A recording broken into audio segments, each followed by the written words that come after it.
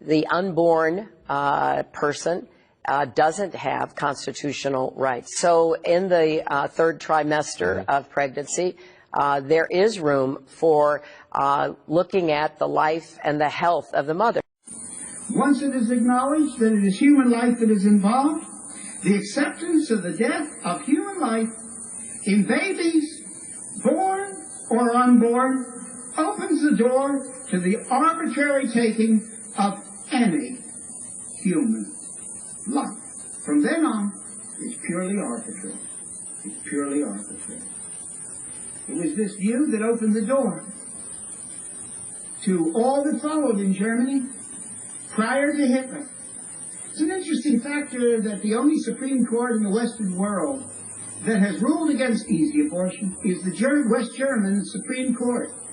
And the reason they did it is because they knew, it's clear history, that this view of human life in the medical profession and the legal profession combined, before Hitler came on the scene, is what opened the way for everything that happened in Hitler's Germany.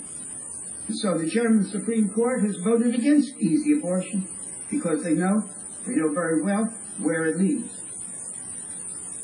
I want to say something tonight. There are not many of you are black in this audience.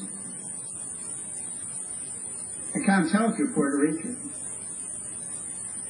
But if I were in the minority group in this country tonight, I would be afraid. I've had big, gorgeous blacks stand up in our seminars and say, "Sir, do you think there's a racial twist to all this?" And I have to say, right on. You've hit it right on the head. You've hit it right on the head. And once this door is open, there is something to be afraid of. Christians should be deeply concerned.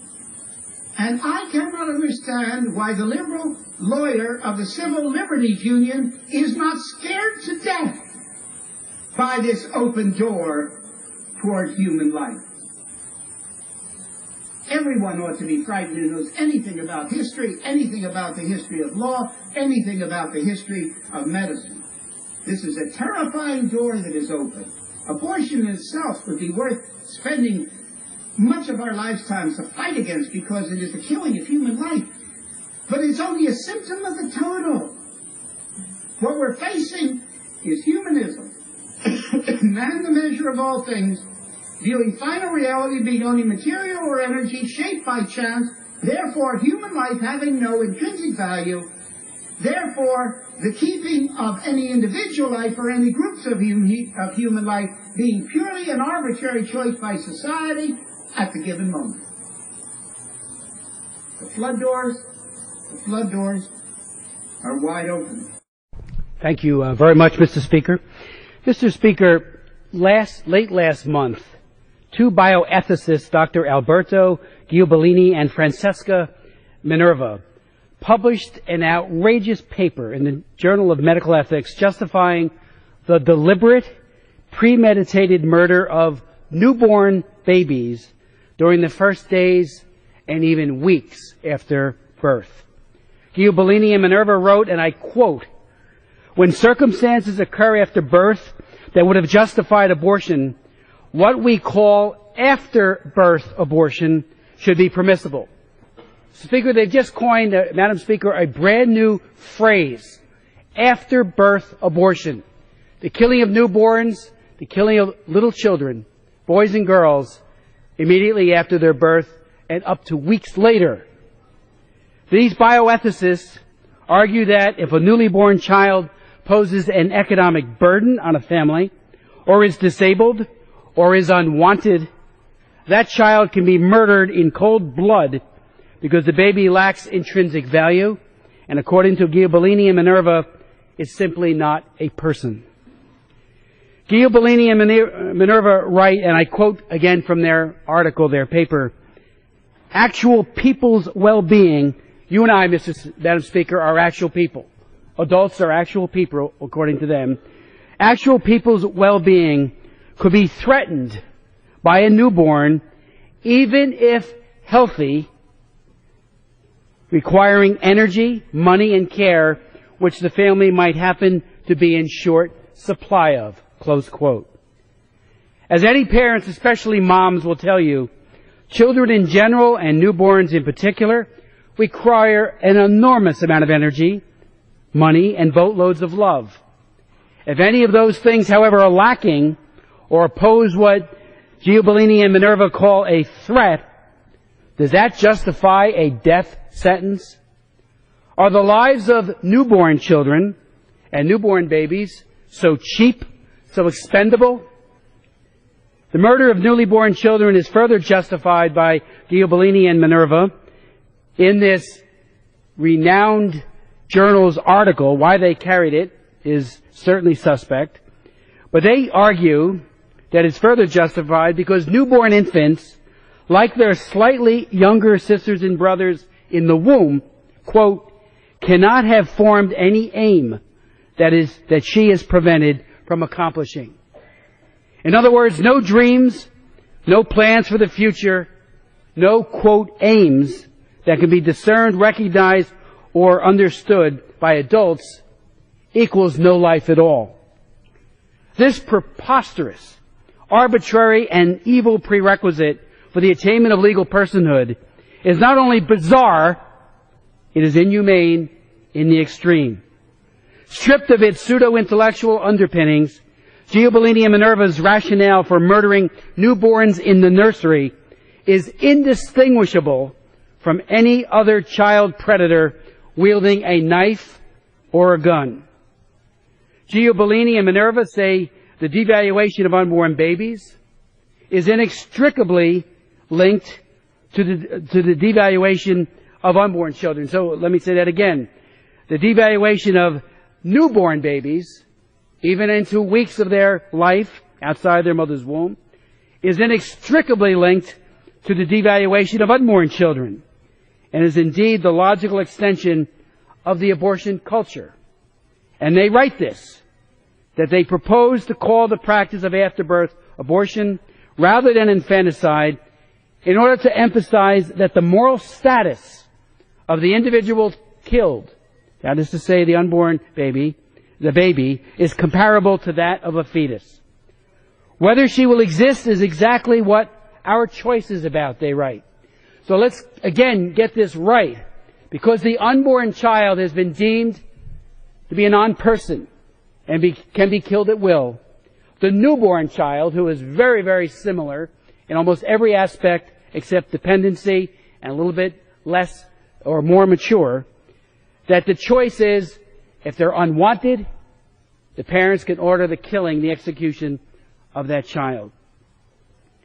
Madam Speaker, these anti-child, pro-murder rationalizations remind me of other equally disturbing rants from highly credentialed individuals over the years.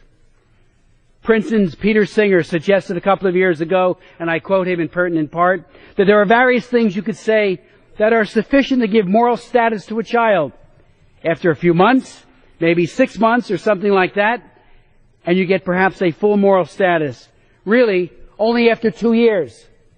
Break that down. Only after 2 years, Madam Speaker, should we really confer a sense of personhood to a child who is no longer a baby anymore because of this particular intellectual's perspective.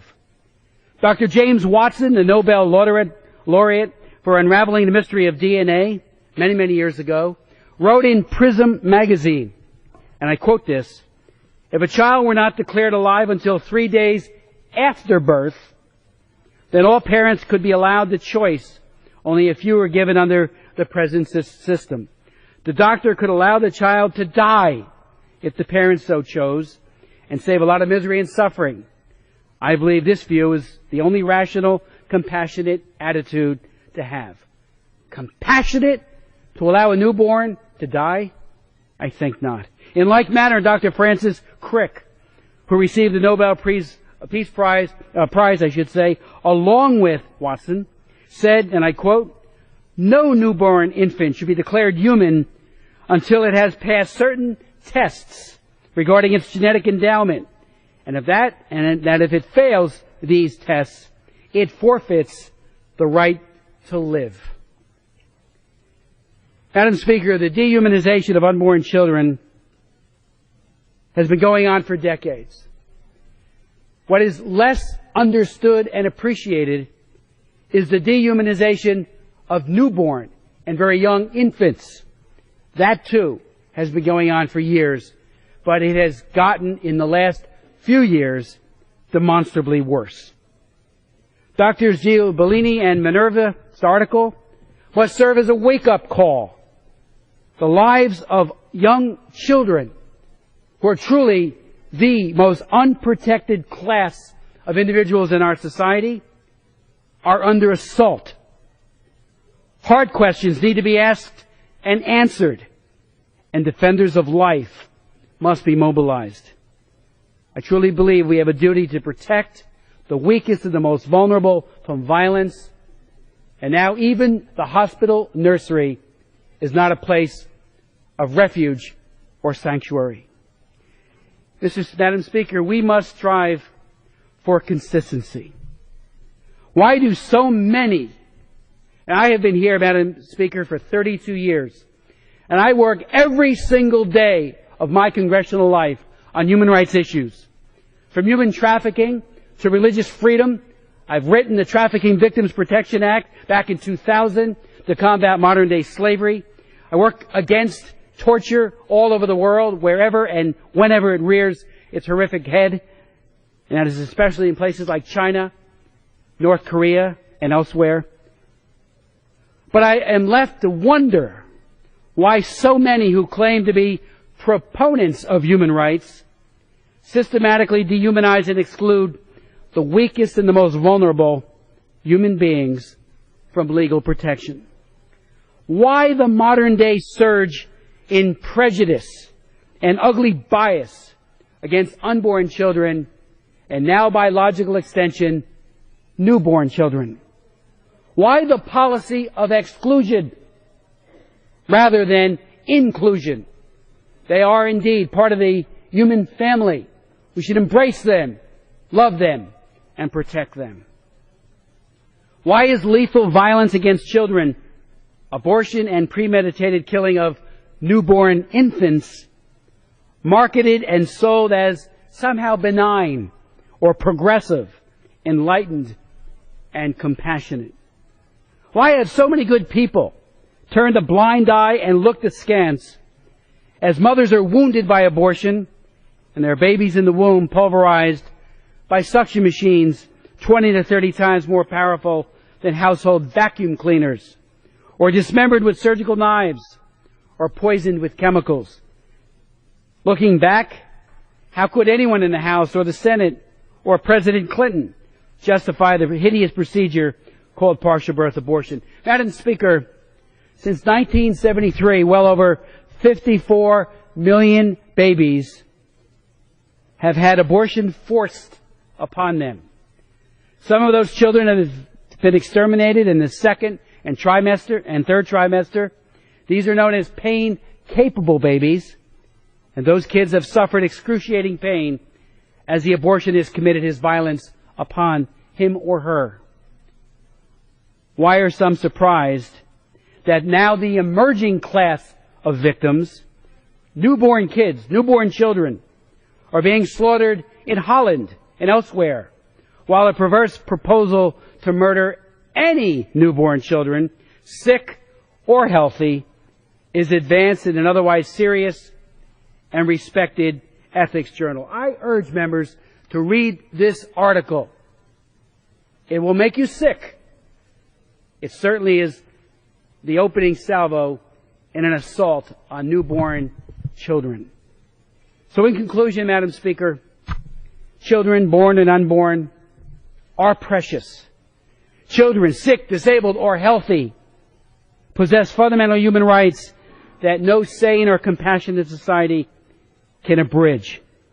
The premeditated murder of newborn babies, those who are 1 day old after birth, 2 weeks, 3 weeks old, is now being justified as being morally equivalent to abortion.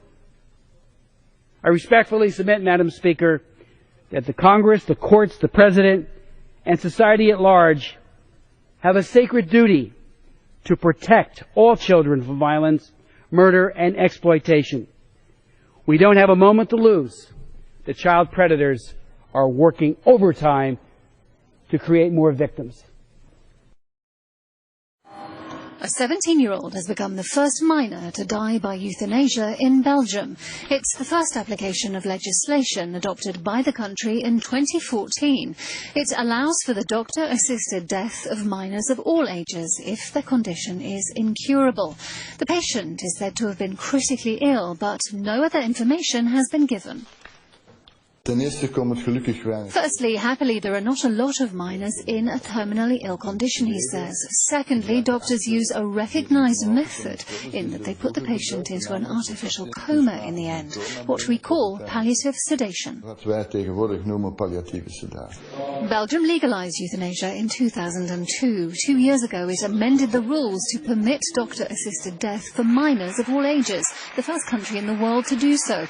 In the Netherlands, it's possible for children aged 12 and older. The fact that we made this possible means a lot of people who are faced with a terminal condition have found peace of mind because they know they can ask for euthanasia.